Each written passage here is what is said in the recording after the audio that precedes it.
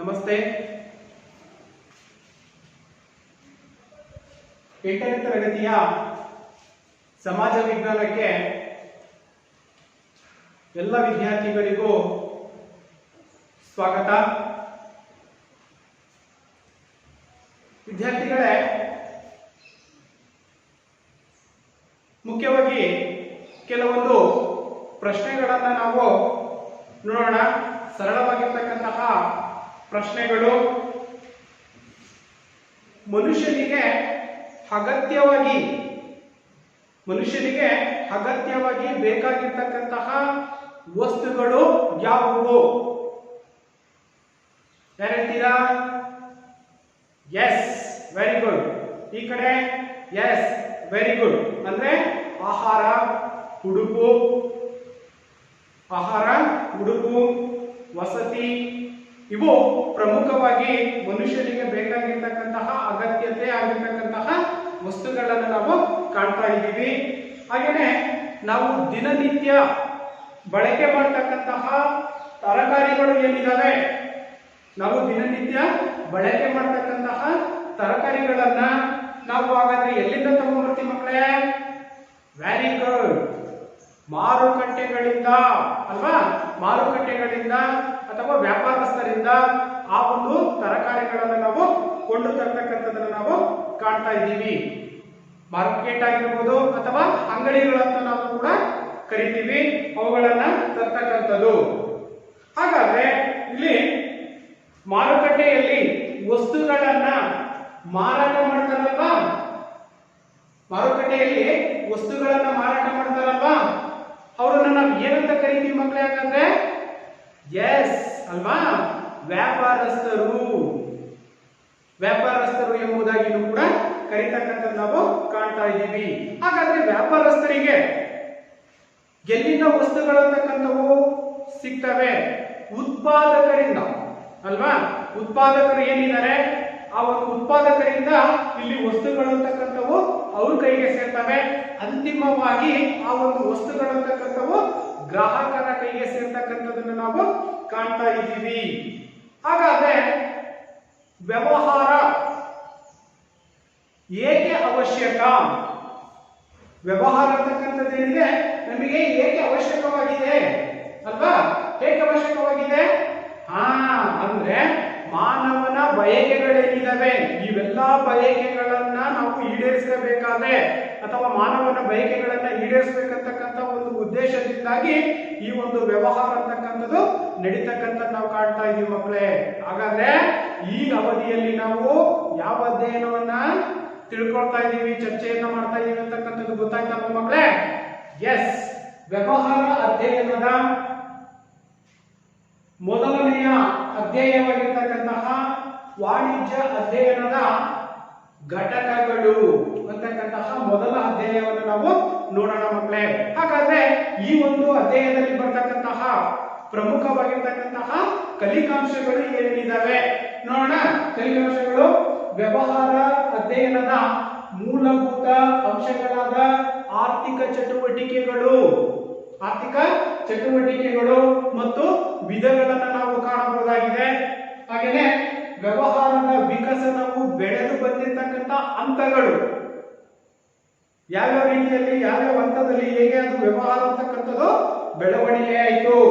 ಆರ್ಥಿಕ ಬೆಳವಣಿಗೆಯಲ್ಲಿ ವ್ಯಾಪಾರ ಮತ್ತು ವಾಣಿಜ್ಯದ ಪಾತ್ರ ಮತ್ತು ಪ್ರಾಮುಖ್ಯತೆ.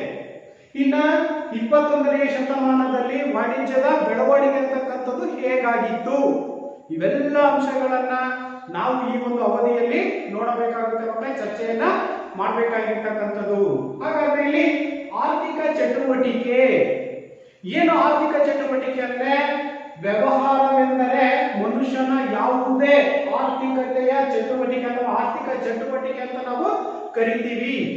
ನೋಡಿ, ವ್ಯವಹಾರವೆಂದರೆ ಏನ್? ಬಿಸ್ನೆಸ್.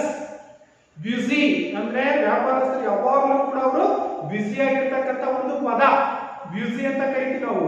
ಇಂಗ್ಲಿಷ್ ನಲ್ಲಿ ಬಿಸಿನೆಸ್ ಅಂತ ಕರಿತೀವಿ. ಅಂದ್ರೆ ಯಾವಾಗಲೂ ಕೂಡ ಬ್ಯುಸಿ ಆಗಿರ್ತಕ್ಕಂಥದ್ದು, ವ್ಯಾಪಾರಸ್ಥರು ಬ್ಯುಸಿ ಆಗಿರ್ತಕ್ಕಂಥ ಒಂದು ಬ್ಯುಸಿ ಅಂತಕ್ಕಂಥ ಪದದಿಂದ ಇದು ಬಂದಿರತಕ್ಕಂಥದ್ದು.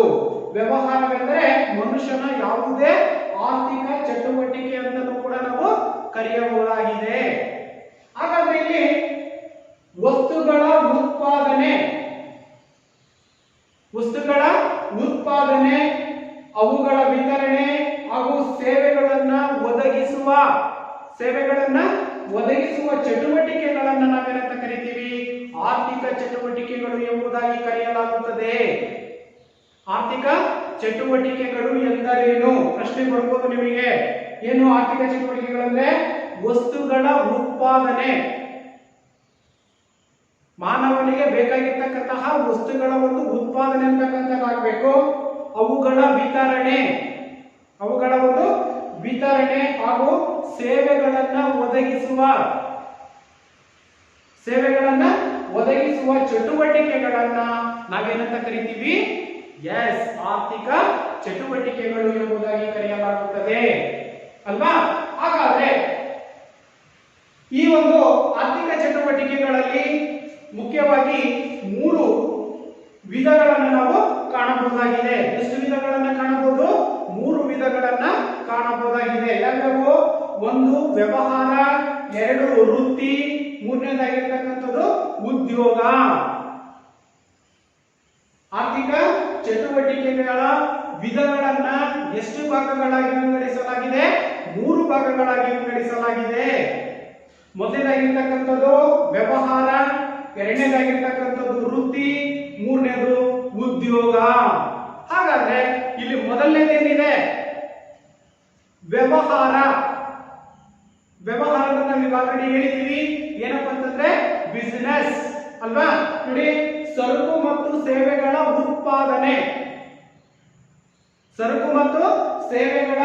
ಉತ್ಪಾದನೆ ಮತ್ತು ಅವುಗಳನ್ನ ಗ್ರಾಹಕರಿಗೆ ತಲುಪಿಸ್ತಕ್ಕಂಥದ್ದು, ಇದು ವ್ಯವಹಾರದ ಕೆಲಸ.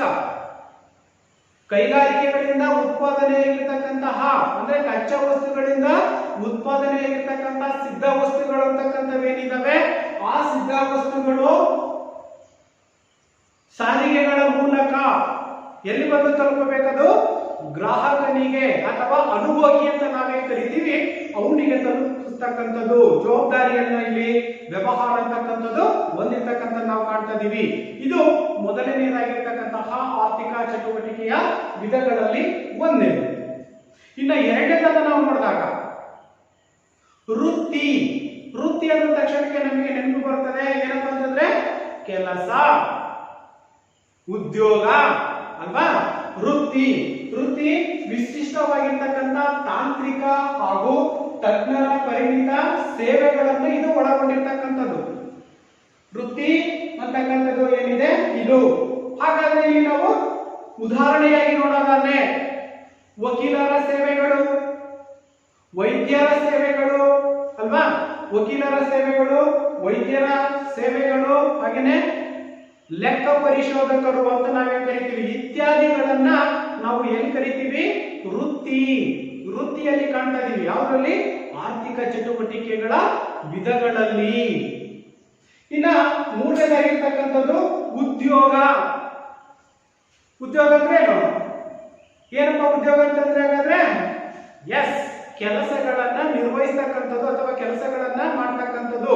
ಯಾವುದಾದರೂ ಒಂದು ಕೆಲಸವನ್ನ ನಾವು ನಿರ್ವಹಿಸ್ತಕ್ಕಂಥದಕ್ಕೆ ನಾವು ಉದ್ಯೋಗ ಅಂತ ಕರಿತೀವಿ. ಹಾಗಾದ್ರೆ ಉದ್ಯೋಗವನ್ನ ಮಾಡ್ತಕ್ಕಂಥ ಉದ್ದೇಶ ಏನು? ಹೌದು ತಾನೇ? ನಾವೇನಾದ್ರೂ ಕೆಲಸವನ್ನ ಮಾಡ್ತಾ ಇದೀವಿ ಅಥವಾ ಉದ್ಯೋಗವನ್ನ ಮಾಡ್ತಾ ಇದೀವಿ ಅಂತಂದ್ರೆ ಯಾವ ಕಾರಣಕ್ಕಾಗಿ ನಾವು ಉದ್ಯೋಗಗಳನ್ನ ಮಾಡ್ತೀವಿ ಅಲ್ವಾ? ವೇತನ ಅಥವಾ ಕೂಲಿ ಅಥವಾ ವೇತನದ ಪ್ರತಿಫಲಕ್ಕಾಗಿ ನಾವು ಇಲ್ಲಿ ಉದ್ಯೋಗದಲ್ಲಿ ತೊಡಗಿರ್ತಕ್ಕಂಥದನ್ನ ಕಾಣ್ತಾ ಇದ್ದೀವಿ. ನೋಡಿ, ವೇತನ ಅಥವಾ ಕೂಲಿ ಪ್ರತಿಫಲಕ್ಕಾಗಿ ಉದ್ಯೋಗದಾತನು ಮಾಡುವ ಒಂದು ಕೆಲಸ ಏನಿದೆ, ಈ ಕೆಲಸವನ್ನೇ ನಾವು ಉದ್ಯೋಗ ಅಂತ ಕರಿತೀವಿ. ಹಾಗಾದ್ರೆ ಎಕ್ಸಾಂಪಲ್ ಉದಾಹರಣೆಯನ್ನು ನೋಡೋದಾದ್ರೆ ನೋಡಿ, ಬೇಸಾಯ ಕಾರ್ಮಿಕರಿದ್ದಾರೆ ಅಂದ್ರೆ ವ್ಯವಸಾಯದ ಕಾರ್ಮಿಕರು ಅಂತಕ್ಕಂಥರಿದ್ದಾರೆ, ಕೈಗಾರಿಕಾ ಕಾರ್ಮಿಕರನ್ನು ಕೂಡ ನಾವು ಕಾಣ್ತಾ ಇದೀವಿ. ಅವರೆಲ್ಲರೂ ಮಾಡ್ತಕ್ಕಂತಹ ಕೆಲಸ ಏನು? ಉದ್ಯೋಗವನ್ನ ಮಾಡ್ತಾ ಇದ್ದಾರೆ. ಯಾವ ಉದ್ದೇಶಕ್ಕಾಗಿ ಉದ್ಯೋಗಗಳನ್ನು ಮಾಡ್ತಾ ಇದ್ದಾರೆ? ವ್ಯವಸಾಯಗಾರರು ಮತ್ತು ಕಾರ್ಮಿಕರು ವೇತನಕ್ಕಾಗಿ, ಕೂಲಿಯ ಪ್ರತಿಫಲಕ್ಕಾಗಿ ಇವರು ಉದ್ಯೋಗಗಳನ್ನ ಕೈಗೊಂಡಿರ್ತಕ್ಕಂಥದ್ದನ್ನು ನಾವು ಕಾಣ್ತಾ ಇದ್ದೀವಿ ಮಕ್ಕಳೇ. ಪ್ರಮುಖವಾಗಿರ್ತಕ್ಕಂತಹ ಆರ್ಥಿಕ ಚಟುವಟಿಕೆಗಳ 3 ವಿಧಗಳು ಯಾವ್ಯಾವು? ವ್ಯವಹಾರ, ವೃತ್ತಿ ಮತ್ತು ಉದ್ಯೋಗ. ಅರ್ಥ ಆಯ್ತಲ್ವಾ? ಎಸ್. ಹಾಗಾದ್ರೆ ನೆಕ್ಸ್ಟ್ ನಾವು ಮುಂದೆ ನೋಡೋದಾದ್ರೆ ವಿನಿಮಯ. ಕೇಳಿದ್ರೆ ಎಲ್ಲರೂ ತಗೊಳ್ಳೆ ವಿನಿಮಯ ಅಂದ್ರೆ ಏನು ಅಂತ ಕೇಳಿದಲ್ವಾ? ಎಸ್. ವಿನಿಮಯ ಅಂತಂದ್ರೆ ವಸ್ತುಗಳನ್ನ ಬದಲಿ ಮಾಡ್ತಕ್ಕಂಥದ್ದು, ಎಕ್ಸ್ಚೇಂಜ್ ಅಂತ ಕರಿತೀವಿ ನಾವು ಅಲ್ವಾ? ವಿನಿಮಯ ಒಂದು ವಸ್ತುವನ್ನ ಕೊಟ್ಟು ಇನ್ನೊಂದು ವಸ್ತುಗಳನ್ನ ಪಡೀತಕ್ಕಂತ ಒಂದು ಅಂಶ ಏನಿದೆ ನೋಡೋಣ. ಇಲ್ಲಿ ವಿನಿಮಯ ವಸ್ತುಗಳು ಮತ್ತು ಸೇವೆಗಳು ಗ್ರಾಹಕರಿಗೆ ವಿತರಣೆಯಾಗುವುದಕ್ಕೆ ವಿನಿಮಯ ಅಂತ ಕರಿತೀವಿ. ವಸ್ತುಗಳು ನಾವು ದುಡ್ಡನ್ನು ಕೊಡ್ತೀವಿ, ಅವ್ರು ನಮಗೆ ವಸ್ತುಗಳನ್ನ ಕೊಡ್ತಕ್ಕಂಥದ್ದು. ಯಾರು? ವ್ಯಾಪಾರಸ್ಥರು ಅನುಭೋಗಿಗಳಿಗೆ ವಸ್ತುಗಳನ್ನ ನೀಡಿ ಹಣವನ್ನ ಪಡೆಯತಕ್ಕಂಥದ್ದನ್ನು ಕೂಡ ನಾವು ಇಲ್ಲಿ ವಿನಿಮಯದಲ್ಲಿ ಕಾಣ್ತೀವಿ. ಹಾಗಾದ್ರೆ ವಿನಿಮಯವು ಉತ್ಪಾದನೆ ಮತ್ತು ಬಳಕೆಗಳ ಮಧ್ಯ ಒಂದು ಕೊಂಡಿ ಇದ್ದಾಗೆ. ನೋಡಿ, ವಿನಿಮಯ ಅಂತಕ್ಕಂಥದ್ದೇನಿದೆ, ಇದು ವಿನಿಮಯವು ಉತ್ಪಾದನೆ ಮತ್ತು ಬಳಕೆಗಳ ಮಧ್ಯೆ ಒಂದು ಕೊಂಡಿ ಇದ್ದಾಗೆ. ಹೇಗಾದ್ರೆ ಉತ್ಪಾದನೆ, ಕೈಗಾರಿಕೆಗಳಿಂದ ಒಂದು ವಸ್ತು ಅಂತಕ್ಕಂಥದ್ದು ಉತ್ಪಾದನೆಯಾಗುತ್ತೆ, ಅದು ಅಂತಿಮವಾಗಿ ಯಾರ ಕೈ ಸೇರ್ಬೇಕು? ವೆರಿ ಗುಡ್, ಗ್ರಾಹಕನ ಕೈಗೆ ಸೇರ್ಬೇಕಾಗಿರ್ತಕ್ಕಂಥದ್ದು. ಹಾಗಾಗಿನೇ ವಿನಿಮಯವು ಉತ್ಪಾದನೆ ಮತ್ತು ಬಳಕೆಗಳ ನಡುವಿನ ಒಂದು ಕೊಂಡಿಗಿದ್ದಾಗೆ. ಒಂದನ್ನ ಬಿಟ್ಟು ಅವು ಒಂದಿರ್ಲಿಕ್ಕೆ ಸಾಧ್ಯನೇ ಇಲ್ಲ. ಯಾಕೆಂತಂದ್ರೆ ವಸ್ತುಗಳಂತಕ್ಕಂಥವು ಉತ್ಪಾದನೆಯಾಗಿ ಅಲ್ಲಿ ಕೈಗಾರಿಕೆಗಳಲ್ಲೇ ಇದ್ರೆ ಅದಕ್ಕೆ ಯಾವುದೇ ಬೆಲೆ ಅಂತಕ್ಕಂಥದ್ದು ಬರ್ಲಿಕ್ಕೆ ಸಾಧ್ಯತೆ ಇಲ್ಲ. ಅದು ಏನಾಗಬೇಕು? ಗ್ರಾಹಕರು ಬಳಕೆಯನ್ನ ಮಾಡಬೇಕು. ಆ ವಸ್ತುಗಳನ್ನ ನಾವು ಹಣವನ್ನ ಕೊಡಬೇಕು, ವಸ್ತುಗಳನ್ನ ಕೊಂಡ್ಕೋಬೇಕು. ಅರ್ಥ ಆಯ್ತಲ್ವಾ? ಇದನ್ನ ನಾವೇನಂತ ಕರಿತೀವಿ? ವಿನಿಮಯ ಅಂತ ಕರಿತೀವಿ. ಹಾಗಾದ್ರೆ ವಿನಿಮಯದ ಮೇಲೆ ಪ್ರಭಾವ ಬೀರುವ ಅಂಶಗಳನ್ನ ನಾವು ನೋಡೋದಾದ್ರೆ ಏನೆಲ್ಲ ಅಂಶಗಳು ವಿನಿಮಯ ಮೇಲೆ ಪ್ರಭಾವವನ್ನ ಬೀರುತ್ತೆ ನೋಡಿ.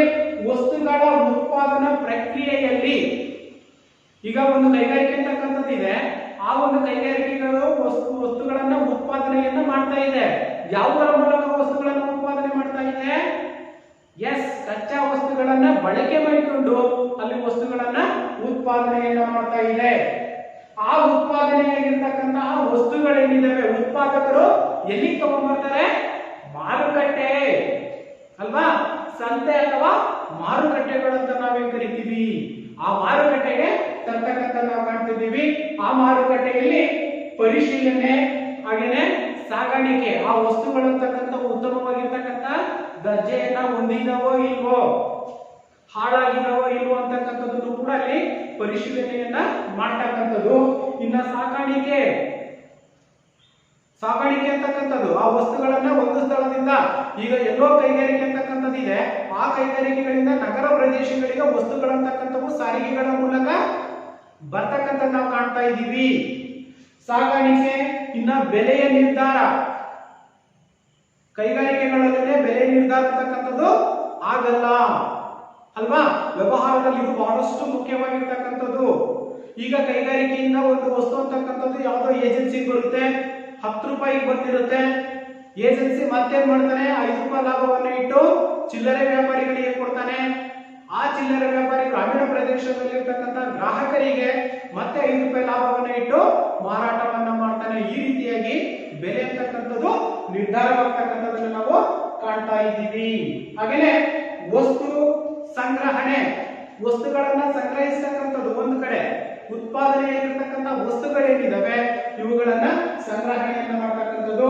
ಹಾಗೇನೆ ವಸ್ತುಗಳ ಬಗ್ಗೆ ಜಾಹೀರಾತುಗಳನ್ನ, ಈಗ ಮಾರುಕಟ್ಟೆಗೆ ಯಾವ್ದಾದ್ರು ಒಂದು ಹೊಸ ವಸ್ತು ಅಂತಕ್ಕಂಥದ್ದು ಬಂತು ಅಂತಂದ್ರೆ ಏನ್ ಮಾಡ್ತಾರೆ ಅಲ್ವಾ? ಆ ಜಾಹೀರಾತುಗಳನ್ನ ಅಡ್ವರ್ಟೈಸ್ಮೆಂಟ್ ಅಂತ ನಾವೇ ಕರಿತೀವಿ. ಆ ವಸ್ತುಗಳ ಗುಣಮಟ್ಟ ಅಥವಾ ಇನ್ನಿತರ ಯಾವುದೋ ಒಂದು ರೀತಿಯಾಗಿರ್ತಕ್ಕಂಥ ಒಂದು ಜಾಹೀರಾತುಗಳನ್ನ ನೀಡ್ತಕ್ಕಂಥದ್ದು. ಆ ಜಾಹೀರಾತುಗಳನ್ನ ನೋಡಿರ್ತಕ್ಕಂಥ ಜನಸಾಮಾನ್ಯರ ಆ ಒಂದು ವಸ್ತುಗಳನ್ನ ಕೊಂಡ್ಕೊಳ್ಳೋದಕ್ಕೂ ಕೂಡ ಹೋಗ್ತಕ್ಕಂಥ ನಾವು ಕಾಣ್ತಾ ಇದೀವಿ. ಮುಖ್ಯವಾಗಿ ಇಲ್ಲಿ ಜಾಹೀರಾತುಗಳು ಯಾವುದೇ ಒಂದು ವಸ್ತುಗಳಂತಕ್ಕಂಥವು ಅಥವಾ ಮಾರುಕಟ್ಟೆಯಲ್ಲಿ ಬಂದಂತ ಸಂದರ್ಭಗಳಲ್ಲಿ ಅವಕ್ಕೆ ಬೇಡಿಕೆ ಅಂತಕ್ಕಂಥದ್ದು ಹೆಚ್ಚಾಗಬೇಕಾದ್ರೆ ಈ ಜಾಹೀರಾತುಗಳು ಪ್ರಮುಖವಾಗಿರ್ತಕ್ಕಂಥ ಆಗಿರ್ತಕ್ಕಂಥ ಪಾತ್ರವನ್ನ ವಹಿಸ್ತಕ್ಕಂಥ ನಾವು ಕಾಣ್ತಾ ಇದ್ದೀವಿ ಮಕ್ಕಳೇ ಅಲ್ವಾ. ನೋಡಿ ಇಲ್ಲಿ ಜಾಹೀರಾತು ಹಾಗೇನೆ ಹಣಕಾಸಿನ ಸೌಲಭ್ಯಗಳು ಮುಂತಾದವನ್ನ ನಾವು ಗಣನೆಗೆ ತೆಗೆದುಕೊಳ್ತಕ್ಕಂಥದ್ದನ್ನು ಕೂಡ ನಾವು ಕಾಣ್ತಾ ಇದ್ದೀವಿ. ಒಂದು ವೇಳೆ ಇಲ್ಲಿ ಸರ್ವಸಾಮಾನ್ಯವಾಗಿ ವಿನಿಮಯದಲ್ಲಿ ವ್ಯತ್ಯಾಸ ಅಂತಕ್ಕಂಥದ್ದು ಕೂಡ ಆಗಿರ್ತಕ್ಕಂಥ ನಾವು ಕಾಣ್ತೀವಿ. ಹಿಂದಿನ ಕಾಲದಲ್ಲಿ ಹಣ ಅಂತಕ್ಕಂಥದ್ದು ಇರಲಿಲ್ಲ, ವಸ್ತು ವಿನಿಮಯ ಪದ್ಧತಿ ಅಥವಾ ಸಾಟಿ ಪದ್ಧತಿ ಅಂತ ಕರೀತಾ ಇದ್ವಿ. ಅವುಗಳೆಲ್ಲ ಏನ್ ಮಾಡ್ತಾ ಇದ್ರು, ಒಂದು ವಸ್ತುವನ್ನ ಕೊಟ್ಟು ಇನ್ನೊಂದು ವಸ್ತುವನ್ನ ತೆಗೆದುಕೊಳ್ತಕ್ಕಂಥದ್ದು. ಅಲ್ಲಿ ಬೆಲೆ ಅಂತಕ್ಕಂಥದ್ದು ಇರಲಿಲ್ಲ, ಹಣ ಅಂತಕ್ಕಂಥದ್ದು ಇರಲಿಲ್ಲ. ಹಾಗಾಗಿ ವಸ್ತುಗಳ ವಿನಿಮಯ ಅಂತಕ್ಕಂಥದ್ದು ಕೂಡ ಅಲ್ಲಿ ನಡೀತಾ ಇತ್ತು. ಅವಾಗ ಏನಾಗ್ತಾ ಇತ್ತು, ನನಗೆ ಬೇಕಾಗಿರ್ತಕ್ಕಂಥ ವಸ್ತುಗಳನ್ನ ಅವ್ರಿಗೆ ಕೊಡ್ತಾ ಇದ್ದೆ, ಅವರಿಗೆ ಬೇಕಾಗಿರ್ತಕ್ಕಂಥ ವಸ್ತುಗಳನ್ನ ಈಗ ಈ ರೀತಿಯಾಗಿ ವಿನಿಮಯವನ್ನ ಮಾಡತಕ್ಕಂಥ ನಾವು ಕಾಣ್ತಿದ್ವಿ. ಅದರಲ್ಲೂ ಕೂಡ ಸಾಕಷ್ಟು ಮೋಸಗಳಂತಕ್ಕಂಥವು ಆಗಿರ್ತಕ್ಕಂಥದನ್ನ ನಾವು ಕಾಣ್ತಾ ಇದ್ದೀವಿ. ಸಮಸ್ಯೆಗಳಂತಕ್ಕಂಥವು ವಿನಿಮಯದಲ್ಲಿ ಸಾಕಷ್ಟು ವ್ಯತ್ಯಾಸಗಳು ಸಮಸ್ಯೆಗಳಂತಕ್ಕಂಥವು ಕೂಡ ಉಂಟಾಗಿರ್ತಕ್ಕಂಥ ಉದಾಹರಣೆಯನ್ನು ಕೂಡ ನಾವು ಕಾಣಬಹುದಾಗಿದೆ ಮಕ್ಕಳೇ. ಅರ್ಥ ಆಯ್ತಲ್ವಾ. ಇದು ವಿನಿಮಯದ ಮೇಲೆ ಪ್ರಭಾವ ಬೀರುವ ಅಂಶಗಳನ್ನ ನಾವು ತಿಳ್ಕೊಂಡಿದ್ದೀವಿ. ಅರ್ಥ ಆಯ್ತಲ್ವಾ. ಓಕೆ. ಹಾಗೇನೆ ಈಗ ಅನುಭೋಗ. ಏನ್ ಅನುಭೋಗ ಅಂತಂದ್ರೆ ವಸ್ತುಗಳನ್ನ ಬಳಕೆ ಮಾಡ್ತಕ್ಕಂಥವ್ರನ್ನ ನಾವು ಅನುಭೋಗಿಗಳು ಅಂತ ಕರೀತೀವಿ. ನೋಡ, ಅನುಭೋಗ ಎಂದರೆ ವಸ್ತುಗಳನ್ನ ಉಪಯೋಗಿಸುವ, ಸೇವೆಗಳನ್ನ ಪಡೆಯುವ ಒಂದು ಕಲೆ. ಉತ್ಪಾದನೆ ಆಗಿರ್ತಕ್ಕಂಥ ವಸ್ತುಗಳೇನಿದಾವೆ, ಮಾರುಕಟ್ಟೆಗೆ ಬಂದಿರತಕ್ಕಂಥ ವಸ್ತುಗಳೇನಿದಾವೆ, ನಮ್ಮ ಬಯಕೆಗಳಿಗೆ ಅನುಗುಣವಾಗಿ ಆ ವಸ್ತುಗಳನ್ನು ನಾವು ಬಳಕೆ ಮಾಡತಕ್ಕಂಥ ಒಂದು ಕಲೆ ಅಂತಕ್ಕಂಥದನ್ನ ನಾವು ಅನುಭೋಗಿಯಲ್ಲಿ ಕಾಣ್ತೀವಿ. ಅರ್ಥ ಆಯ್ತಲ್ವಾ. ನೋಡಿ, ಅನುಭೋಗವೆಂದರೆ ವಸ್ತುಗಳನ್ನ ಉಪಯೋಗಿಸುವ, ಸೇವೆಗಳನ್ನ ಪಡೆಯುವ ಒಂದು ಕಲೆಯಾಗಿರ್ತಕ್ಕಂಥದಕ್ಕೆ ನಾವು ಅನುಭೋಗಿಗಳು ಅಂತ ಕರಿತೀವಿ. ಇನ್ನು ಅನುಭವಿಸುವ ವ್ಯಕ್ತಿಯನ್ನ ಅನುಭೋಗಿ ಅಥವಾ ಗ್ರಾಹಕ ಮೀನ್ಸ್ ಕನ್ಸ್ಯೂಮರ್ ಅಂತ ಕೂಡ ನಾವು ಕರಿತೀವಿ. ಅರ್ಥ ಆಯ್ತಲ್ವಾ. ಇದು ಅನುಭೋಗಿ. ಇನ್ನ ವ್ಯವಹಾರದ ವಿಕಸನ ಬೆಳವಣಿಗೆ. ವ್ಯವಹಾರದ ಜ್ಞಾನ ಅಂತಕ್ಕಂಥದ್ದು, ವ್ಯವಹಾರ ಅಂತಕ್ಕಂಥದ್ದು ಹೇಗೆ ಅದು ಬೆಳವಣಿಗೆ ಆಗ್ತಾ ಬಂತು, ವಿಕಾಸನವನ್ನ ಹೊಂತು ಅನ್ನೋದನ್ನ ನಾವು ನೋಡೋದಾದ್ರೆ ಇಲ್ಲಿ ವ್ಯವಹಾರದ ಬೆಳವಣಿಗೆ ಅಂತಕ್ಕಂಥದ್ದು ಏನಿದೆ, 8 ಹಂತಗಳಲ್ಲಿ, ಎಷ್ಟು ಹಂತಗಳಲ್ಲಿ, 8 ಹಂತಗಳಲ್ಲಿ ಅದು ಬೆಳವಣಿಗೆಯನ್ನ ಹೊಂದಿರತಕ್ಕಂಥ ನಾವು ಕಾಣ್ತಾ ಇದೀವಿ. ಯಾವುದು ವ್ಯವಹಾರದ ವಿಕಸನ ಅಂತಕ್ಕಂಥದ್ದೇನಿದೆ ಅಥವಾ ಬೆಳವಣಿಗೆ ಅಂತಕ್ಕಂಥದ್ದೇನಿದೆ, ಪ್ರಮುಖವಾಗಿ 8 ಹಂತಗಳನ್ನ ಹೊಂದಿರತಕ್ಕಂಥದನ್ನ ಕಾಣಬಹುದಾಗಿದೆ. ಯಾವುದು ಎಸ್ ಅಲ್ವಾ. ಅರ್ಥ ಆಯ್ತಲ್ವಾ. 8 ಹಂತಗಳನ್ನ ನಾವು ಕಾಣ್ತಾ ಇದ್ದೀವಿ. ಇಲ್ಲಿ ಮೊದಲನೇ ಹಂತವನ್ನ ನೋಡಿದಾಗ, ಮೊದಲನೇ ಹಂತ ಏನ್ ಹೇಳ್ತಾ ಇದೆ ನೋಡಿ, ಬೇಟೆಗಾರಿಕೆ ಮತ್ತು ಮೀನು ಹಿಡಿಯುವ ಒಂದು ಹಂತ. ವ್ಯವಹಾರದ ಒಂದು ವಿಕಸನ ಅಂತಕ್ಕಂಥದ್ದು ಬದಲಾವಣೆಯನ್ನ ಹೊಂದ್ತಾ ಇದೆ, ಹಂತ ಹಂತವಾಗಿ ಬದಲಾಗ್ತಾ ಇದೆ. ಮೊದಲನೇ ಹಂತ ನಾವು ನೋಡ್ತಾ ಇದ್ದೀವಿ, ಏನು, ಬೇಟೆಗಾರಿಕೆ ಮತ್ತು ಮೀನನ್ನ ಹಿಡಿತಕ್ಕಂಥದ್ದು. ಪ್ರಾಚೀನ ಕಾಲದಲ್ಲಿ ನಾವು ನೆನ್ಪು ಮಾಡ್ಕೋಬಹುದು ಮಕ್ಕಳೇ ಅಲ್ವಾ. ಪ್ರಾಚೀನ ಕಾಲದಲ್ಲಿ ಏನ್ ಮಾಡ್ತಾ ಇದ್ರು, ಬೇಟೆಗಳನ್ನ ಆಡ್ತಕ್ಕಂಥದ್ದು, ಗೆಡ್ಡೆ ಗೆಣಸುಗಳನ್ನ ತಿಂತಕ್ಕಂಥದ್ದು, ಹಸಿ ಮಾಂಸವನ್ನ ಬಳಕೆ ಮಾಡ್ತಕ್ಕಂಥದ್ದನ್ನು ಕೂಡ ನಾವು ಕಾಣ್ತಾ ಇದ್ವಿ ಮಕ್ಕಳೇ ಅಲ್ವಾ. ಹೌದು ತಾನೆ. ಬೇಟೆಗಾರಿಕೆ ಮತ್ತು ಮೀನನ್ನ ಹಿಡಿತಕ್ಕಂಥದ್ದು ಮೊದಲನೇ ಹಂತ. ಮಾನವರು ಅಲೆಮಾರಿಗಳಾಗಿದ್ರು. ಅಲೆಮಾರಿಗಳಂತಂದ್ರೆ ಒಂದು ಸ್ಥಳದಿಂದ ಮತ್ತೊಂದು ಸ್ಥಳಕ್ಕೆ ವಲಸೆ ಹೋಗ್ತಕ್ಕಂಥ ಒಂದು ವಿಧಾನ ಅಲ್ವಾ. ಹೌದು ತಾನೆ. ನೋಡಿ, ಮಾನವರು ಅಲೆಮಾರಿಗಳಾಗಿದ್ದು ಪ್ರಾಣಿಗಳನ್ನ ಬೇಟೆಯಾಡ್ತಾ ಇದ್ರು. ಪ್ರಾಣಿಗಳನ್ನ ಬೇಟೆಯಾಡ್ಬಿಟ್ಟು ಮಾಂಸಗಳನ್ನ ಬಳಕೆ ಮಾಡ್ತಾ ಇದ್ರು. ಅದರ ಜೊತೆಯಲ್ಲಿ ಆ ಬಂದಿರತಕ್ಕಂತಹ ಪ್ರಾಣಿಯ ಚರ್ಮವನ್ನ ಒದಿಕೆಯಾಗಿ ಅಥವಾ ಉಡುಪಾಗಿಯೂ ಕೂಡ ಅವರು ಬಳಕೆಯನ್ನ ಮಾಡ್ತಾ ಇದ್ರು. ಗೆಡ್ಡೆ ಗೆಣಸುಗಳನ್ನ ತಿಂತಾ ಇದ್ರು. ಕಾಡಿನಲ್ಲಿ ಸಿಗ್ತಕ್ಕಂತಹ ಗೆಡ್ಡೆ ಗೆಣಸುಗಳನ್ನು ಕೂಡ ಅವರು ಬಳಕೆಯನ್ನ ಮಾಡ್ತಾ ಇದ್ರು. ಮೀನು, ಇವು ಅವರ ಪ್ರಮುಖವಾಗಿರ್ತಕ್ಕಂತಹ ಆಹಾರದ ಪದ್ಧತಿಗಳನ್ನ ಅವರು ಹೊಂದಿರತಕ್ಕಂಥ ನಾವು ಕಾಣ್ತಾ ಇದ್ದೀವಿ ಮೊದಲನೇ ಹಂತದಲ್ಲಿ. ಹಾಗೇನೆ ಇಲ್ಲಿ ಚಳಿಗಾಲದಲ್ಲಿ ಮತ್ತು ಮಳೆಯಿಂದ ರಕ್ಷಣೆಯನ್ನು ಪಡ್ಕೊಳ್ತಕ್ಕಂಥ ದೃಷ್ಟಿಯಿಂದ ಏನ್ ಮಾಡ್ತಾ ಇದ್ರು ಅವರು, ಆ ಒಂದು ಪ್ರಾಣಿಯ ಚರ್ಮವನ್ನ ಹೊದಿಕೆಯಾಗಿ ಬಳಸ್ತಕ್ಕಂಥದ್ದನ್ನು ಕೂಡ ನಾವು ಕಾಣ್ತಾ ಇದ್ವಿ. ಇನ್ನ ಅವ್ರು ಎಲ್ಲಿ ವಾಸ ಮಾಡ್ತಿದ್ರಪ್ಪ ಅನ್ನೋದಾದ್ರೆ ಗುಹೆಗಳು ಮತ್ತು ಮರದ ಪಠಣಗಳು ಅಂತ ನಾವೇ ಕರಿತೀವಿ.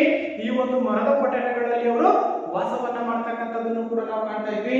ಈ ಹಂತದಲ್ಲೂ ಕೂಡ ಯಾವುದೇ ರೀತಿಯಾಗಿರ್ತಕ್ಕಂತಹ ಆರ್ಥಿಕ ಬದಲಾವಣೆ ಅಂತಕ್ಕಂಥದ್ದು ಅಥವಾ ಆರ್ಥಿಕ ಚಟುವಟಿಕೆ ಅಂತಕ್ಕಂಥದ್ದನ್ನ ನಾವು ಇಲ್ಲಿ ಕಾಣಲಿಕ್ಕೆ ಸಾಧ್ಯ ಇಲ್ಲ.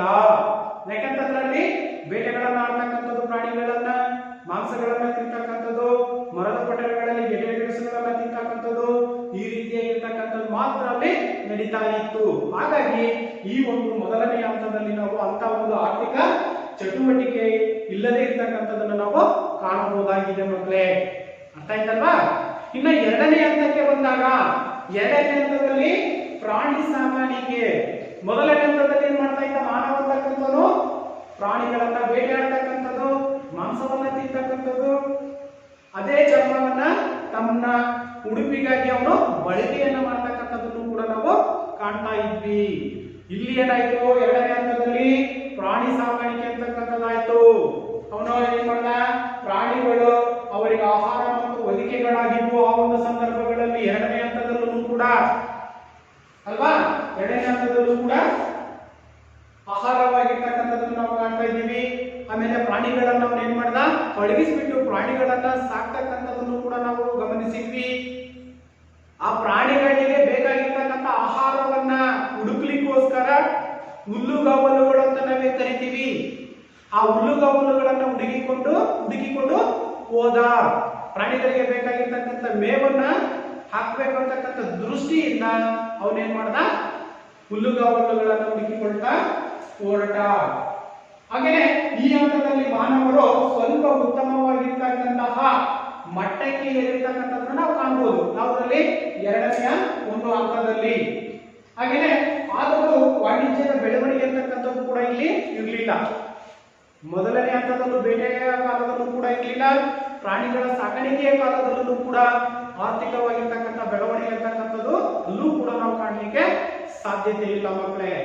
ಇನ್ನು ಮೂರನೇ ಹಂತಕ್ಕೆ ಬಂದ್ರೆ ಕೃಷಿ ಅಥವಾ ಬೇಸಾಯದ ಹಂತ. ನೋಡಿ, ಗೆಡ್ಡೆ ಗೆಣಸುಗಳನ್ನ ಕಾಟಲ್ಲಿ ತಿಂತ ಬಂದ. ಅವಾಗ ಏನಾಯ್ತು, ಅಲ್ಲಿ ಮಾನವ ಅಂತಕ್ಕಂಥ ಏನ್ ಮಾಡ್ಕೊಂಡ, ಅಲ್ಲಿ ಇರ್ತಕ್ಕಂಥ ಗೆಡ್ಡೆ ಗೆಣಸುಗಳೆಲ್ಲವೂ ಕೂಡ ಖಾಲಿ ಆಗ್ತಾ ಬಂದು, ಆಹಾರಗಳು ಅಂತಕ್ಕಂಥವೇನಿದ್ವು ಅವೆಲ್ಲವೂ ಕೂಡ ಖಾಲಿ ಆಗ್ತಾ ಬಂದು. ಅಲ್ಲಿರ್ತಕ್ಕಂತಹ ಮರಗಳನ್ನ, ಅರಣ್ಯಗಳನ್ನ, ಕಾಡುಗಳನ್ನ ಕತ್ತರಿಸಿ ಅಲ್ಲಿ ವ್ಯವಸಾಯದ ಪ್ರದೇಶಗಳನ್ನಾಗಿ ಅವನು ಮಾಡ್ಕೊಳ್ತಾ ಬಂದ. ಅಲ್ಲಿ ವ್ಯವಸಾಯದ ಪ್ರದೇಶಗಳನ್ನಾಗಿ ಮಾಡ್ಕೊಂಡು ಏನ್ ಮಾಡ್ದ, ಆಹಾರದ ಧಾನ್ಯಗಳ ಬೆಳೆಗಳನ್ನ ಬೆಳಿಲಿಕ್ಕೆ ಅವನು ಪ್ರಾರಂಭವನ್ನ ಮಾಡ್ದ. ಕೆಲವು ಬೆಳೆಗಳನ್ನ ಬೆಳೆದ. ಹಾಗೇನೆ ಇಲ್ಲಿ ಗುಂಪುಗಳ ವಾಸ, ಅಲ್ಲೆಲ್ಲೆಲ್ಲೆಲ್ಲಿ ವಾಸವನ್ನ ಮಾಡ್ತಾ ಇದ್ರು. ಹಂತವಾಗಿ ಎಲ್ಲರೂ ಒಟ್ಟುಗೂಡಿ ಗುಂಪುಗಳನ್ನಾಗಿ ಮಾಡಿಕೊಳ್ಳುವುದರ ಮೂಲಕ ಅವರು ವಾಸವನ್ನ ಮಾಡಲಿಕ್ಕೆ ಪ್ರಾರಂಭವನ್ನ ಮಾಡಿದ್ರು. ಎಲ್ಲಿ, ಕೃಷಿ ಅಥವಾ ಬೇಸಾಯದ ಹಂತದಲ್ಲಿ. ಇನ್ನ ಆ ಯಾವ ಗುಂಪುಗಳು ಅಂತಕ್ಕಂಥವೇನಾದವು ನಂತರದ ದಿನಗಳಲ್ಲಿ ಗ್ರಾಮಗಳಾಗಿ ಬೆಳೆದವು, ಸಮುದಾಯಗಳಾಗಿ ಬೆಳೆದಿರ್ತಕ್ಕಂಥದ್ದನ್ನು ಕೂಡ ನಾವು ಕಾಣಬಹುದಾಗಿದೆ.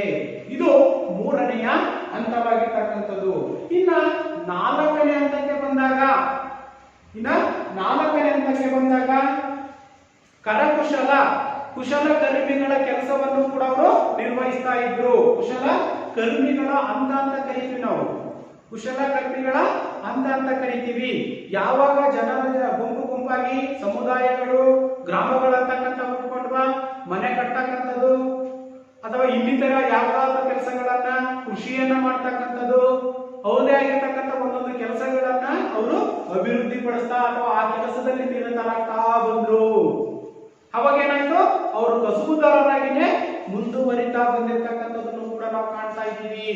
ಆದ್ರೂ ಕೂಡ ಇಲ್ಲೂ ಕೂಡ ಒಂದು ಆರ್ಥಿಕ ವ್ಯವಸ್ಥೆಯನ್ನ ನಾವು ಕಾಣಲಿಕ್ಕೆ ಸಾಧ್ಯತೆ ಆಗ್ತಾ ಇಲ್ಲ. ನಮ್ಮದೇ ಆಗಿರ್ತಕ್ಕಂಥ ಉದ್ಯೋಗಗಳನ್ನು ಅವರು ಮಾಡ್ತಾ ಬಂದಿರ್ತಕ್ಕಂಥದ್ದನ್ನ ನಾವು ನಾಲ್ಕನೇ ಹಂತದಲ್ಲಿ ಕಾಣ್ತೀವಿ. ಇನ್ನ ಐದನೇದಾಗಿರ್ತಕ್ಕಂಥದ್ದು ವಸ್ತು ವಿನಿಮಯ ಹಂತ. ಈಗಾಗಲೇ ನಾವು ಹೇಳಿದ್ವಿ ಮಕ್ಕಳೇ, ವಸ್ತು ವಿನಿಮಯ ಅಂತಂದ್ರೆ ವಸ್ತುಗಳನ್ನ, ನಮಗೆ ಬೇಕಾಗಿರ್ತಕ್ಕಂಥ ವಸ್ತುಗಳನ್ನ ಬೇರೆಯವರಿಗೆ ಕೊಡ್ತಕ್ಕಂಥದ್ದು, ಅವರಿಗೆ ಬೇಕಾಗಿರ್ತಕ್ಕಂಥ ವಸ್ತುಗಳನ್ನ ನಮ್ಮಿಂದ ಈ ರೀತಿಯಾಗಿ ವಸ್ತುಗಳನ್ನ ಎಕ್ಸ್ಚೇಂಜ್ ಅನ್ನ ಮಾಡ್ತಕ್ಕಂಥದ್ದು, ಬದಲಾವಣೆ ನಮಗೆ ಬೇಕಾಗಿರ್ತಕ್ಕಂಥ ವಸ್ತುಗಳನ್ನ ಅವರಿಂದ ತೆಗೆದುಕೊಳ್ತಕ್ಕಂಥದ್ದು, ಅವರಿಗೆ ಬೇಕಾಗಿರ್ತಕ್ಕಂಥ ವಸ್ತುಗಳನ್ನ ನಾವು ಅವ್ರಿಗೆ ಕೊಡ್ತಕ್ಕಂಥದ್ದು, ಈ ರೀತಿಯಾಗಿ ವಸ್ತು ವಿನಿಮಯ ಪದ್ಧತಿ ಅಂತಕ್ಕಂಥದ್ದು ಇತ್ತು. ಈಗ 1 ಎಮ್ಮೆ ಕೊಟ್ಟು 10 ಹಸುವನ್ನ ಕೊಡ್ತಕ್ಕಂಥದ್ದು, ಅರ್ಥ ಆಯ್ತಲ್ವಾ? 1 ಚೀಲ ಭತ್ತವನ್ನ ಕೊಟ್ಟು 1 ಕ್ವಿಂಟಲ್ ಸೇಬೆಹಣ್ಣನ್ನ ತೆಗೆದುಕೊಳ್ತಕ್ಕಂಥ ಪದ್ಧತಿ ಅಂತಕ್ಕಂಥದ್ದು. ಯಾಕಂತಂದ್ರೆ ಅಲ್ಲಿ ಹಣ ಅಂತಕ್ಕಂಥದ್ದು ಇರ್ಲಿಲ್ಲ, ವಸ್ತುಗಳ ಬೆಲೆ ಅಂತಕ್ಕಂಥದ್ದು ಕೂಡ ಇಲ್ಲದೆ ಇರ್ತಕ್ಕಂಥದ್ದು ನಾವು ಮಾಡ್ತಾ ಇದ್ದೀವಿ. ಅವಾಗ ಏನಾಗ್ತಾ ಇತ್ತು, ಎಲ್ಲೋ ಒಂದ್ ಕಡೆ ವಸ್ತು ವಿನಿಮಯ ಪದ್ಧತಿಯಲ್ಲಿ ಸಮಸ್ಯೆಗಳಂತಕ್ಕಂಥವು ಕೂಡ ಉಂಟಾಗಿರ್ತಕ್ಕಂಥದ್ದು ನಾವು ಕಾಣ್ತೀವಿ. ಹೌದು ತಾನೆ? ಭತ್ತದ ಬೆಲೆ 3000 ಇತ್ತು ಅಂತ ಇಟ್ಕೊಡ್ರಿ, ಹಾಗಾದ್ರೆ ಕ್ವಿಂಟಲ್ ಸೇಬಿನ ಬೆಲೆ ಎಷ್ಟಿರ್ಬೋದು?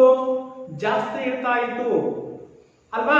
ನೇರವಾಗಿನೇ ವಸ್ತುಗಳನ್ನ ಮಾರಾಟ ಮಾಡ್ತಕ್ಕಂಥ ಒಂದು ಪದ್ಧತಿ ಅಂತಕ್ಕಂಥದ್ದನ್ನು ಕೂಡ ನಾವು ವಿನಿಮಯ ಪದ್ಧತಿಯಲ್ಲಿ ಕಾಣ್ತಾ ಇದ್ವಿ. ನೋಡಿ, ಮೌಲ್ಯ, ಅಳತೆ, ಬೆಲೆಗಳ ವ್ಯತ್ಯಾಸ ಅಂತಕ್ಕಂಥದ್ದು, ಅಳತೆಯಲ್ಲಿ ತೂಕಗಳಲ್ಲೂ ಕೂಡ ವ್ಯತ್ಯಾಸ ಅಂತಕ್ಕಂಥದ್ದನ್ನು ನಾವು ಕಾಣ್ತಾ ಇದ್ವಿ. ವ್ಯತ್ಯಾಸಗಳಂತಕ್ಕಂಥವು ಕಾಣ್ತಾ ಇದ್ವಿ.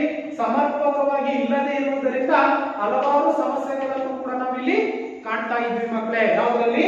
ಇದು 5ನೆಯ ಹಂತದಲ್ಲಿ. ಈಗ 6ನೇ ಹಂತಕ್ಕೆ ಬಂದಾಗ ಹಣದ ಆರ್ಥಿಕ ಹಂತ ಅಂತಕ್ಕಂಥದ್ದು, ಹಣದ ಆರ್ಥಿಕ ಹಂತವನ್ನು ನಾವು ನೋಡೋದಾದ್ರೆ ಈ ಒಂದು ವಸ್ತು ವಿನಿಮಯದ ಸಮಸ್ಯೆಗಳನ್ನ ನಿವಾರಿಸಲು ಅನೇಕ ಮಾಧ್ಯಮಗಳನ್ನು ಕೂಡ ಇಲ್ಲಿ ನಾವು ಬಳಸಿರ್ತಕ್ಕಂಥದ್ದು ನಾವು ಕಾಣ್ತಾ ಇದೀವಿ. ಯಾವುದರಲ್ಲಿ? ಹಣದ ಆರ್ಥಿಕ ಹಂತದಲ್ಲಿ. ಹಾಗಾಗಲೇ ಇಲ್ಲಿ ಹಣದ ಬಳಕೆ ಅಂತಕ್ಕಂಥದ್ದು ಅಲ್ಪ ಸ್ವಲ್ಪ ಪ್ರಾರಂಭವಾಗಿತ್ತು. ಯಾವ ಹಂತದಲ್ಲಿ? 6ನೇ ಹಂತದಲ್ಲಿ. ವ್ಯವಹಾರದಲ್ಲಿ 6ನೇ ಹಂತದಲ್ಲಿ ಸ್ವಲ್ಪ ಮಟ್ಟಿಗೆ ಹಣದ ವ್ಯವಹಾರ ಅಂತಕ್ಕಂಥದ್ದು ನಡೀತಾ ಇತ್ತು. ಪ್ರಾಣಿ ಚರ್ಮವನ್ನ, ಮೊಟ್ಟ ಮೊದಲಿಗೆ ಪ್ರಾಣಿ ಚರ್ಮವನ್ನ ಬಳಕೆಯನ್ನ ಮಾಡ್ತಾ ಇದ್ರು ಹಣದ ರೂಪದಲ್ಲಿ. ಹಾಗೇನೆ ಕವಡೆಗಳು ಏನ್ ಬರ್ತವೆ, ಆ ಕವಡೆಗಳನ್ನ ಬಳಕೆಯನ್ನ ಮಾಡಿ ನಾವೇ ಹಣ ಅಂತ ನಾವು ವಸ್ತು ವಿನಿಮಯಗಳನ್ನ ಅಥವಾ ವಸ್ತುಗಳನ್ನ ಕೊಂಡ್ಕೊಳ್ತಕ್ಕಂಥ ಒಂದು ಪದ್ಧತಿಯನ್ನ ನಾವು ಹಣದ ಆರ್ಥಿಕ ಹಂತದಲ್ಲಿ ಕಾಣ್ತಾ ಇದ್ದೀವಿ. ಅರ್ಥ ಆಯ್ತಲ್ವಾ? ನೋಡಿ, ಪ್ರಾಣಿಯ ಚರ್ಮ ಅಂತಕ್ಕಂಥದ್ದು ಏನಿದೆ, ಚರ್ಮದ ನಾಣ್ಯಗಳ ಅಥವಾ ಯಾವುದೇ ರೀತಿಯಾಗಿ ಅವರು ಬೆಲೆಯನ್ನ ಕೊಡ್ತಾ ಇದ್ರು. ಹಾಗೇನೆ ಕವಡೆಗಳ ಬಳಕೆ ಅಂತಕ್ಕಂಥದ್ದು ಕೂಡ ಉಂಟಾಯಿತು. ಕವಡೆಗಳಿಂದಲೂ ಕೂಡ ಹಣದ ವ್ಯವಹಾರವನ್ನ ಮಾಡ್ತಾ ಇದ್ರು. ನಂತರ ಏನಾಯ್ತು? ಲೋಹಗಳಂತಕ್ಕಂಥ ಬಂದು ನಂತರದ ದಿನಗಳಲ್ಲಿ ಲೋಹಗಳ ಬಳಕೆ ಅಂತಕ್ಕಂಥದ್ದಾಯ್ತು. ಲೋಹಗಳಲ್ಲಿ ಬಳಕೆಗಳಲ್ಲಿ ಯಾವ್ಯಾವ ರೀತಿಯಾಗಿರ್ತಕ್ಕಂಥದ್ದು ಕಾಣ್ಬೋದು? ಬೆಳ್ಳಿಯ ನಾಣ್ಯಗಳು, ಚಿನ್ನದ ನಾಣ್ಯಗಳು, ತಾಮ್ರದ ನಾಣ್ಯಗಳು ನೋಡಿ ಇದೆ ಅಲ್ವಾ? ಕ್ರಮೇಣ ತಾಮ್ರ, ಬೆಳ್ಳಿ ಮತ್ತು ಚಿನ್ನದ ನಾಣ್ಯಗಳು ಅಂತಕ್ಕಂಥವು ಕೂಡ ಜಾರಿಗೆ ಬಂತು. ಅಂದ್ರೆ ಆ ಹಂತದಲ್ಲಿ 6ನೇ ಹಂತದಲ್ಲಿ ಈಗಾಗಲೇ ವ್ಯವಹಾರದಲ್ಲಿ ಹಣದ ವಹಿವಾಟು ಅಂತಕ್ಕಂಥದ್ದು ನಡೀತಾ ಇತ್ತು. ಹಣದ ವ್ಯವಹಾರ, ಹಣದ ಜ್ಞಾನ ಅಂತಕ್ಕಂಥದ್ದು ಕೂಡ ಬಂದಿರತಕ್ಕಂಥದ್ದು ಮನುಷ್ಯನಿಗೆ ನಾವು ಕಾಣ್ತಾ ಇದ್ದೀವಿ. ಚಿನ್ನದ ನಾಣ್ಯಗಳು, ಬೆಳ್ಳಿಯ ನಾಣ್ಯಗಳು ಮತ್ತು ತಾಮ್ರದ ನಾಣ್ಯಗಳನ್ನು ಕೂಡ ಬಳಕೆಯನ್ನ ಮಾಡ್ತಾ ಬಂದ. ಅವಾಗ ಮತ್ತೆ ಅವರಿಗೆ ಇನ್ನೊಂದು ಸಮಸ್ಯೆ ಅಂತಕ್ಕಂಥದ್ದಾಯ್ತು. ಯಾಕೆಂತಂದ್ರೆ ಆ ಕರೆನ್ಸಿ ಏನು ನಾವು ದುಡ್ಡು ಅಂತ ಕರಿತೀವಿ, ನಾಣ್ಯಗಳನ್ನ ಒಂದು ಕಡೆಯಿಂದ ಮತ್ತೊಂದು ಕಡೆಗೆ ತಗೊಂಡೋಗ್ತಕ್ಕಂಥದ್ದು ತುಂಬಾ ಕಷ್ಟ ಆಗಿತ್ತು. ಯಾಕೆ ಮಕ್ಕಳೇ? Very good. ಅವು ತೂಕ ಇರ್ತಕ್ಕಂಥದ್ದು. ತೂಕ ಇರುವುದರಿಂದ ನೋಡಿ ಇಲ್ಲಿ ಕ್ರಮೇಣ ತಾಮ್ರ, ಬೆಳ್ಳಿ ಮತ್ತು ಚಿನ್ನದ ನಾಣ್ಯವನ್ನು ಅವರು ಬಳಕೆಯನ್ನ ಮಾಡಿದ್ರು. ನಂತರದ ದಿನಗಳಲ್ಲೂ ಇಲ್ಲೂ ಕೂಡ ಸಾಗಾಣಿಕೆ ಅಂತಕ್ಕಂಥದ್ದು ಕಷ್ಟವಾಗಿರ್ತಕ್ಕಂಥದ್ದು. ಅವುಗಳನ್ನು ಒಂದು ಸ್ಥಳದಿಂದ ಮತ್ತೊಂದು ಸ್ಥಳಕ್ಕೆ ಆ ಕಾಯಿಗಳನ್ನು ಹೊತ್ಕೊಂಡು ಹೋಗ್ಲಿಕ್ಕೆ ಸಾಧ್ಯತೆ ಇತ್ತಾ? ಇಲ್ಲ. ಹಾಗಾಗಿ ಅವ್ರು ಏನ್ ಮಾಡಿದ್ರು? ಆಗ ಕಾಗದದ ಹಣದ ಚಲಾವಣೆ ಅಂತಕ್ಕಂಥದ್ದು ಪ್ರಾರಂಭವಾಯಿತು. ಕಾಗದದ ಹಣದ ಚಲಾವಣೆ ಅಂತಕ್ಕಂಥದ್ದು ಪ್ರಾರಂಭವಾಯಿತು. ಅವಾಗಲೇ ಇಲ್ಲಿ ಚೆಕ್ಕುಗಳು ನೋಡಿದ್ರಲ್ಲ ಮಕ್ಕಳೇ, ನೀವೆಲ್ಲ ಚೆಕ್ಕುಗಳು, ಡ್ರಾಫ್ಟ್, ಹಾಗೇನೆ ಇಲ್ಲಿ ವಾಗ್ದಾನ ಪತ್ರಗಳು ಅಂತಂದ್ರೆ ಕರಾರು ಪತ್ರಗಳು ಅಂತ ಕರೀತೀವಿ ಮಕ್ಕಳೇ. ಅರ್ಥ ಆಯ್ತಲ್ವಾ? ವಾಗ್ದಾನ ಪತ್ರಗಳು, ಹಾಗೇನೆ credit card and debit card ನೋಡಿದಿರ ಮಕ್ಕಳೇ ನೀವು? ಕ್ರೆಡಿಟ್ ಕಾರ್ಡ್ ಮತ್ತು ಡೆಬಿಟ್ ಕಾರ್ಡ್ಗಳು ಅಂತಕ್ಕಂಥವನ್ನ ನೋಡಿದ್ರೆ ಕಾಣಿಸ್ತಾ ಇದೆಯಲ್ವಾ? ಇದು ಕ್ರೆಡಿಟ್ ಕಾರ್ಡ್ ಮತ್ತು ಡೆಬಿಟ್ ಕಾರ್ಡ್ ಈ ರೀತಿಯಾಗಿರ್ತಕ್ಕಂಥದ್ದನ್ನು ನಾವು ಕಾಣ್ತಾ ಇದೀವಿ ಮಕ್ಕಳೇ. ಅರ್ಥ ಆಯ್ತಲ್ವಾ? ಈ ರೀತಿಯಾಗಿರ್ತಕ್ಕಂತಹ ಒಂದು ಕಾರ್ಡ್ಗಳನ್ನು ಕೂಡ ಇವತ್ತು ನಾವು ಕಾಣ್ತಾ ಇದ್ದೀವಿ. ಅರ್ಥ ಆಯ್ತಲ್ವಾ? ಇವು ಕ್ರೆಡಿಟ್ ಅಂಡ್ ಡೆಬಿಟ್ ಕಾರ್ಡ್ಗಳನ್ನು ಕೂಡ ನಾವು ಇವತ್ತು ಹಣದ ವ್ಯವಹಾರದಲ್ಲಿ ಬಳಕೆಯನ್ನ ಮಾಡ್ತಾ ಇದ್ದೀವಿ ಮಕ್ಕಳೇ. ಅರ್ಥ ಆಯ್ತಪ್ಪ? ಈ ರೀತಿಯಾಗಿ ಹಣ ಅಂತಕ್ಕಂಥದ್ದು ಬಳಕೆಗೆ ಬಂದಿರತಕ್ಕಂತಹ ಒಂದು ಹಂತವೇ 6ನೆಯ ಹಂತ. ವ್ಯವಹಾರದ ಅಧ್ಯಯನದಲ್ಲಿ ಅಥವಾ ವ್ಯವಹಾರದ ಆರ್ಥಿಕತೆಯಲ್ಲಿ ಹಣ ಅಂತಕ್ಕಂಥದ್ದು ಯಾವ ಹಂತದಲ್ಲಿ ಬಂತು ಮಕ್ಕಳೇ? 6ನೆಯ ಹಂತದಲ್ಲಿ ಬಂದಿರತಕ್ಕಂಥ ನಾವು ಕಾಣ್ತಿದೀವಿ. ಚೆಕ್ಕುಗಳನ್ನ ಬಂದಿದ್ದಾವೆ, ಚೆಕ್ಕುಗಳನ್ನ ನೋಡ್ತೀವಿ, ಡ್ರಾಫ್ಟ್ ಗಳನ್ನ ನೋಡ್ತೀವಿ, ಹಾಗೇನೆ ವಾಗ್ದಾನ ಪತ್ರಗಳು, ಕರಾರು ಪತ್ರಗಳು ಅಂತ ಕರಿತೀವಿ. ಅವು ಕ್ರೆಡಿಟ್ ಕಾರ್ಡ್ ಮತ್ತು ಡೆಬಿಟ್ ಕಾರ್ಡ್ಗಳನ್ನ, ದುಡ್ಡನ್ನ ಬಿಡಿಸ್ತಕ್ಕಂಥವು ಕೂಡ ಇರ್ತಕ್ಕಂಥವನ್ನು ನಾವು ಎಟಿಎಂ ಅಂತ ಕರಿತೀವಲ್ವಾ? ಈ ರೀತಿಯಾಗಿರ್ತಕ್ಕಂಥ ಕಾರ್ಡುಗಳನ್ನು ಕೂಡ ಬಳಕೆಯನ್ನ ಮಾಡ್ತೀವಿ. ಅದರ ಜೊತೆಯಲ್ಲಿ ಇನ್ನೂ ಬಹಳಷ್ಟು ಸುಲಭವಾಗಿರ್ತಕ್ಕಂಥ ಬಿಟ್ ಕಾಯಿನ್ ಅಂತ ಕರಿತೀವಿ ಮಕ್ಕಳೇ. ಬಿಟ್ ಕಾಯಿನ್ ಅಲ್ವಾ?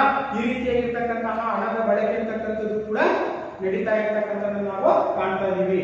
ಇನ್ನ 7ನೇ ಹಂತಕ್ಕೆ ಬಂದಾಗ ಪಟ್ಟಣದ ಆರ್ಥಿಕ ಹಂತ ಅಂತಕ್ಕಂಥದ್ದು, ಪಟ್ಟಣದ ಆರ್ಥಿಕ ಅಂತಕ್ಕಂಥದ್ದು ವಾಣಿಜ್ಯದ ಹಂತ ಅಂತಕ್ಕಂಥದ್ದು. ಹೆಚ್ಚಿನ ವ್ಯವಹಾರಗಳು ನಡೀತಕ್ಕಂಥದ್ದು, ವಾಣಿಜ್ಯದ ವ್ಯವಹಾರಗಳು ನಡೀತಕ್ಕಂಥದ್ದು ಎಲ್ಲಪ್ಪ ಅಂತಂದ್ರೆ ನಗರ ಪ್ರದೇಶಗಳಲ್ಲಿ. ಹೆಚ್ಚಿನದಾಗಿ ನಡೀತಕ್ಕಂಥದ್ದು ನಗರ ಪ್ರದೇಶಗಳಲ್ಲಿ. ಜನರು ಹೆಚ್ಚು ವಸ್ತು ಉತ್ಪಾದನೆಯನ್ನ ಮಾಡ್ತಕ್ಕಂಥದ್ದು ನಗರ ಪ್ರದೇಶಗಳಲ್ಲಿ. ಯಾಕಂತಂದ್ರೆ ಕೈಗಾರಿಕೆಗಳ ಸ್ಥಾಪನೆಯೂ ಕೂಡ ಎಲ್ಲಾಗಿದೆ? ಎಸ್, ನಗರ ಪ್ರದೇಶಗಳಲ್ಲಿ ಸ್ಥಾಪನೆಯಾಗಿರ್ತಕ್ಕಂಥದ್ದು. ಇನ್ನ ವಸ್ತುಗಳ ವಿನಿಮಯ, ಈಗಾಗಲೇ ನನಗೆ ಗೊತ್ತಿದೆ ವಸ್ತುಗಳ ವಿನಿಮಯ ಅಂತಂದ್ರೆ ಏನು ಅಂತ. ಹಾಗೇನೆ ಇವು ಸ್ಥಳೀಯ ಮಾರುಕಟ್ಟೆಗಳನ್ನ ಅವಲಂಬಿಸಿರ್ತಕ್ಕಂಥದ್ದು. ಅಲ್ಲಿ ಉತ್ಪಾದನೆ ಆಗಿರ್ತಕ್ಕಂಥ ವಸ್ತುಗಳು ನಗರ ಪ್ರದೇಶಗಳಲ್ಲಿ ಸ್ಥಳೀಯವಾಗಿರ್ತಕ್ಕಂಥ ಅಲ್ಲಿನ ಮಾರುಕಟ್ಟೆಗಳಲ್ಲಿ ವಸ್ತುಗಳನ್ನ ವಿನಿಮಯ ಮಾಡತಕ್ಕಂಥದ್ದನ್ನು ಕೂಡ ನಾವು ಕಾಣಬಹುದಾಗಿದೆ. ಇನ್ನ ಕೊನೆಯದಾಗಿರ್ತಕ್ಕಂಥ ಹಂತವನ್ನ ನಾವು ನೋಡೋದಾದ್ರೆ ಅಂತಾರಾಷ್ಟ್ರೀಯ ವ್ಯಾಪಾರದ ಹಂತ ಅಂತಕ್ಕಂಥದ್ದು. ಇಲ್ಲಿ 15 ಮತ್ತು 16ನೇ ಶತಮಾನದ ಅವಧಿಯಲ್ಲಿ, 15 ಮತ್ತು 16ನೇ ಶತಮಾನದ ಅವಧಿಯನ್ನ ನಾವು ಇಲ್ಲಿ ಕಾಣ್ತಾ ಇದ್ದೀವಿ. ಅಂತಾರಾಷ್ಟ್ರೀಯ ವ್ಯಾಪಾರ, ಇಂಟರ್ನ್ಯಾಷನಲ್ ಟ್ರೇಡ್ ಅಂತ ಕರಿತೀವಿ. ರಾಷ್ಟ್ರಗಳ ನಡುವೆ ನಡೀತಕ್ಕಂಥ ಒಂದು ವ್ಯಾಪಾರ ಸಂಪರ್ಕ. ಭಾರತದಲ್ಲಿ ಇರ್ತಕ್ಕಂಥ ವಸ್ತುಗಳು ದೇಶದ ಯಾವುದಾದ್ರೂ ದೇಶಗಳಲ್ಲಿ, ವಿಶ್ವದ ಯಾವುದೇ ರಾಷ್ಟ್ರಗಳಲ್ಲಿ ಮಾರಾಟವನ್ನ ಮಾಡಬಹುದಾಗಿದೆ ಅಲ್ವಾ? ಈಗ ಒಂದು ಎಕ್ಸಾಂಪಲ್ ತಗೊಳ್ಳೋದಾದ್ರೆ ಭಾರತದಲ್ಲಿ ಜಿಯೋ ಕಂಪನಿ ಅಂತಕ್ಕಂಥದ್ದು ಏನಿದೆ ಸಿಮ್, ಆ ಸಿಮ್ ಅನ್ನ ವಿದೇಶಗಳಲ್ಲೂ ಕೂಡ ಬಳಕೆಯನ್ನ ಮಾಡ್ತಕ್ಕಂಥ ನಾವು ಕಾಣ್ತಾ ಇದೀವಿ. ಹಾಗೇನೆ ಬೇರೆ ರಾಷ್ಟ್ರಗಳಿಂದ ತಂದಿರ್ತಕ್ಕಂಥ ವಸ್ತುಗಳನ್ನ ಭಾರತದಲ್ಲೂ ಕೂಡ ನಾವು ಬಳಕೆಯನ್ನ ಮಾಡ್ತಕ್ಕಂಥದನ್ನ ಕಾಣ್ತಾ ಇದೀವಿ. ಇದು 15 ಮತ್ತು 16ನೇ ಶತಮಾನದಲ್ಲಿ ಇದು ನಡೆದಿರ್ತಕ್ಕಂಥ ನಾವು ಕಾಣ್ತಾ ಇದೀವಿ. ಆ ಒಂದು ನಿಟ್ಟಿನಲ್ಲಿ ಇನ್ನ ಕೊಲಂಬಸ್ ಅಂತಕ್ಕಂತಹ ವ್ಯಕ್ತಿ ಏನಿದ್ದಾನೆ, ಇವನು ಅಮೆರಿಕವನ್ನು ಕೂಡ ಕಂಡಿರ್ತಕ್ಕಂಥದ್ದು. ಹೇಗೆ? ಭೌಗೋಳಿಕ ಮತ್ತು ಖಗೋಳ ಜ್ಞಾನದ ಬಗ್ಗೆ ಅವರಿಗೆ ಅನ್ವೇಷಣೆಗಳು ಅಂತಕ್ಕಂಥವು ತಿಳಿದಿರೋದ್ರಿಂದ ಇವನು ಕೊಲಂಬಸ್ ಅಂತಕ್ಕಂಥವ್ರು ಏನಿದ್ದಾರೆ ಅಮೆರಿಕವನ್ನ ಕಂಡುಹಿಡಿದಿರ್ತಕ್ಕಂಥ ನಾವು ಕಾಣ್ತಾ ಇದೀವಿ. ಅದೇ ರೀತಿಯಾಗಿ 1498ರಲ್ಲೂ ಕೂಡ ಯಾರು ಬಂದಿದ್ರು ಭಾರತಕ್ಕೆ? ವಾಸ್ಕೋ ಡಿ ಗಾಮ ಅಂತಕ್ಕಂಥನು ಭಾರತಕ್ಕೆ ಬಂದಿರತಕ್ಕಂಥದ್ದು. ಬಂದು ಭಾರತದಲ್ಲಿ ಭಾರತಕ್ಕೆ ಜಲಮಾರ್ಗವನ್ನ ಕಂಡುಹಿಡಿದಿರ್ತಕ್ಕಂಥ ನಾವು ಕಾಣ್ತಿದ್ದೀವಿ.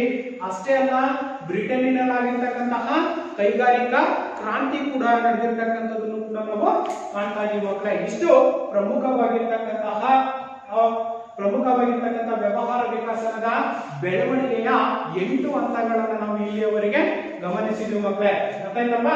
ನೆಕ್ಸ್ಟ್, ಆರ್ಥಿಕ ಬೆಳವಣಿಗೆಯಲ್ಲಿ ವ್ಯಾಪಾರ ಮತ್ತು ವಾಣಿಜ್ಯದ ಪ್ರಾಮುಖ್ಯತೆಯನ್ನು ನಾವು ನೋಡೋದಾದ್ರೆ ಏನೇನು ಪ್ರಾಮುಖ್ಯತೆಯನ್ನ ಇದು ಹೊಂದಿದೆ?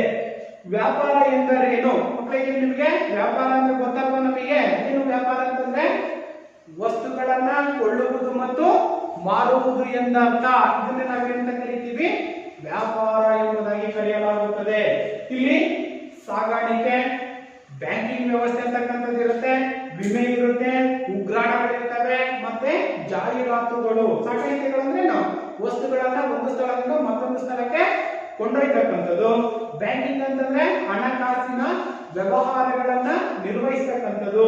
ವಿಮೆ ಅಂತಂದ್ರೆ ಬೆಳೆಗಳು ಏನಾದರೂ ನಾಶ ಹೊಂದಿದಂತ ಸಂದರ್ಭಗಳಲ್ಲಿ ಅಥವಾ ವಾಹನಗಳು ನಾಶವನ್ನು ಹೊಂದಿದಂತ ಸಂದರ್ಭಗಳಲ್ಲಿ ಅದಕ್ಕೆ ನಷ್ಟದ ಪರಿಹಾರವನ್ನ ಕೊಡ್ತಕ್ಕಂಥದ್ದು ವಿಮೆ ಅಂತಕ್ಕಂಥದ್ದು. ಇನ್ನು ಉಗ್ರಾಣಗಳು ವಸ್ತುಗಳನ್ನ ಸಂಗ್ರಹಣೆಯನ್ನ ಮಾಡ್ತಕ್ಕಂಥ ಒಂದು ಗೋಡನ್ ಅಂತ ಕರಿತೀವಿ ನಾವು ಅಲ್ವಾ? ಗೋಡನ್ಗಳು ಅಂತ ಕರಿತೀವಿ. ಇನ್ನು ಜಾಹೀರಾತುಗಳು, ಅಡ್ವರ್ಟೈಸ್ಮೆಂಟ್ ಅನ್ನು ಕೂಡ ನಾವು ಕಾಣ್ತಾ ಇದ್ದೀವಿ. ಯಾವುದಾದ್ರೂ ಮಾರುಕಟ್ಟೆಗೆ ಹೊಸ ವಸ್ತು ಬಂತು ಅಂದ್ರೆ ಆ ವಸ್ತುವಿನ ಒಂದು ಹಿನ್ನೆಲೆಯನ್ನ, ಆ ವಸ್ತುವಿನ ಉಪಯೋಗವನ್ನ ಎಲ್ಲವನ್ನು ಕೂಡ ತಿಳಿಸ್ತಕ್ಕಂಥದ್ದೇ ಜಾಹೀರಾತು ಮಕ್ಕಳೇ. ಹಾಗಾದ್ರೆ ವಾಣಿಜ್ಯದ ಪ್ರಾಮುಖ್ಯತೆಯನ್ನ ನೋಡೋದಾದ್ರೆ ಏನ್ ಪ್ರಾಮುಖ್ಯತೆಯನ್ನು ಹೊಂದಿದೆ? ವಾಣಿಜ್ಯವು ಗ್ರಾಹಕರಿಗೆ ಬೇಕಾಗಿರ್ತಕ್ಕಂಥ ವಸ್ತುಗಳನ್ನ ಸರಿಯಾದ ಸಮಯಕ್ಕೆ ತಲುಪಿಸ್ತಕ್ಕಂಥ ಜವಾಬ್ದಾರಿಯನ್ನು ಇದು ಹೊಂದಿಸತಕ್ಕಂಥದ್ದು ಒಂದನೇದು. ಇನ್ನೆರಡನೇದು ಕೈಗಾರಿಕೆಗಳ ಸ್ಥಾಪನೆಗೆ ಬೇಕಾಗಿರ್ತಕ್ಕಂಥ ಸವಲತ್ತುಗಳು. ಒಂದು ಕೈಗಾರಿಕೆ ಅಂತಕ್ಕಂಥದ್ದು ಸ್ಥಾಪನೆ ಆಗಬೇಕಾದ್ರೆ ಮೂಲಭೂತ ಸೌಲಭ್ಯಗಳಂತಕ್ಕಂಥವು ಇರಬೇಕು.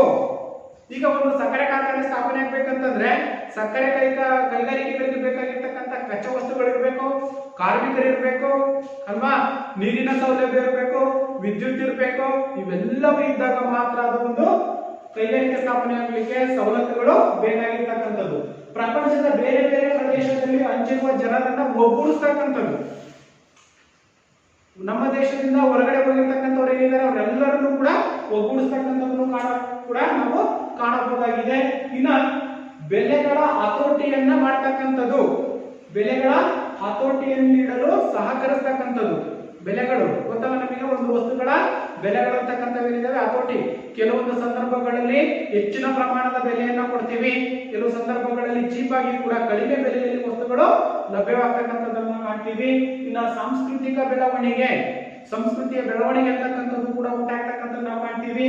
ಇನ್ನ ಸರ್ಕಾರದ ಆದಾಯಕ್ಕೆ ಮುಖ್ಯವಾಗಿ ಮಕ್ಕಳಿಗೆ ನಾವು ನೆನ್ಪಿಟ್ಕೋಬೇಕು, ಸರ್ಕಾರದ ಆದಾಯಕ್ಕೆ ತೆರಿಗೆ ಮತ್ತು ಸುಂಕವನ್ನ ನೀಡುವುದರ ಮೂಲಕ ತನ್ನ ಪಾಲನ್ನು ಕೂಡ ಇದು ನೀಡತಕ್ಕಂಥದ್ದು. ಯಾವಾಗ ತೆರಿಗೆಗಳನ್ನ ನಾವು ಕೊಡ್ತಾ ಬರ್ತೀವೋ ಅವಾಗ ದೇಶದ ಅಭಿವೃದ್ಧಿ ಕೂಡ ಉಂಟಾಗಲಿಕ್ಕೆ ಸಾಧ್ಯತೆ ಅಂತಕ್ಕಂಥದ್ದನ್ನು ನಾವು ಕಾಣಬಹುದಾಗಿದೆ. ಇದು ವಾಣಿಜ್ಯದ ಪ್ರಮುಖವಾಗಿರ್ತಕ್ಕಂಥ ಒಂದು ಪ್ರಾಮುಖ್ಯತೆ ಮಕ್ಕಳೇ.